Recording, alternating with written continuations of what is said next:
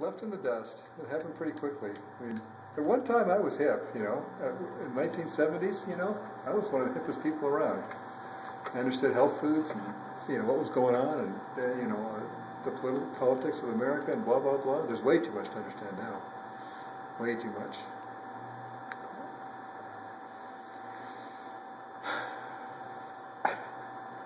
Young people, they understand this stuff, but they don't understand a lot of other stuff. They don't understand history, for one thing.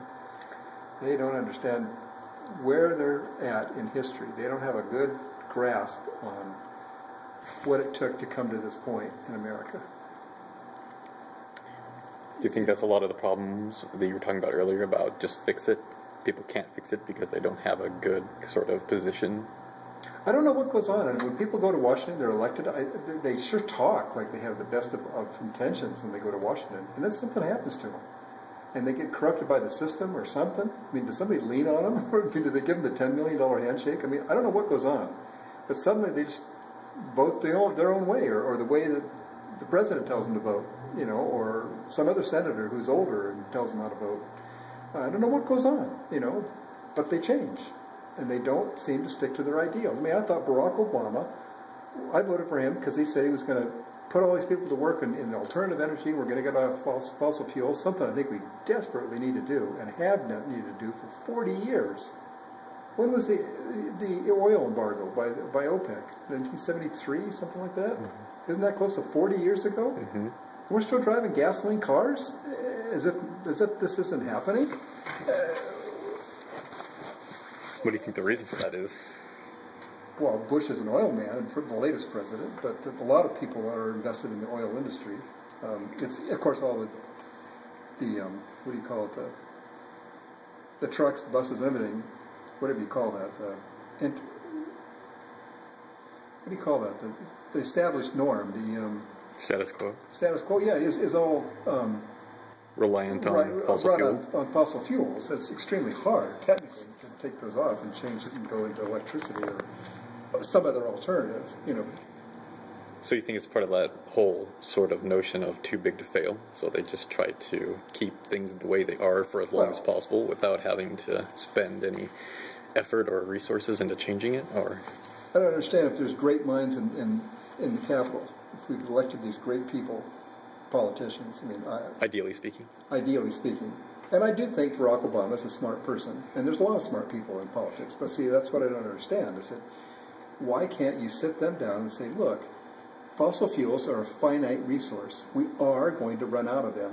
And I can tell you when, you know. I mean, it keeps getting pushed out. What is that the word you use? I mean, pushed out. Pushed out, pushed out.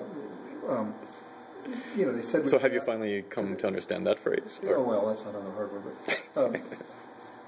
you know, they kept saying we're going to run out in this year and this year and this year, and then they find new oil deposits, and it keeps going further and further. But, come on, the planet is finite, and this oil is not being regenerated. Now, that's proven. Okay, so there's a finite amount, and it's getting harder to get. Now, that's a fact. It's getting absolutely harder to get. You have to go deeper in more remote places. I mean, why else would they be drilling up in Alaska and out in the North Sea and stuff? And you know, they go way out in the Gulf and they go down miles to get through bedrock and stuff. You know, this is not as easy as it was, and this is going to run out you know, soon in our lifetime. Okay, so why didn't the government back in '73, when we first got an oil embargo, why didn't we just say, hey, we're not going to be dependent on these people. We're going to develop technology and get away from it. You know, and solar panels existed back then. Our whole military, for God's sakes, runs on fossil fuels, you know. Well, where are we getting those fossil fuels, you know? Well, we produce some of them, Canada, Mexico, okay, but we're not self-sufficient. So, right away, there's a problem, and it's going to happen worse. It's going to be worse and worse and worse as we get more and more people, and they're driving more and more cars. In India and China are developing cars like crazy. They all want to get into automobiles. They want to emulate the American lifestyle, and the planet can't handle it.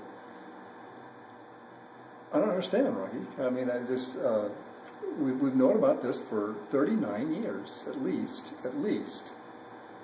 and we're not doing anything. And like I say, Barack Obama had this thing when he got elected, we're going to put all these people to work, you know, and we're going to get on, you know, renewable resource energy, and I don't see that happening. Focused on health care. Well, what? Yeah, that needs to be reformed too, but, you know, it didn't. I mean, we're still in a mess there, you know. That's a huge, huge problem. And I don't have the answer for that at all. Like I say, I don't have the answers for a lot of these things, but I would think the great minds of America, somebody must have the answers.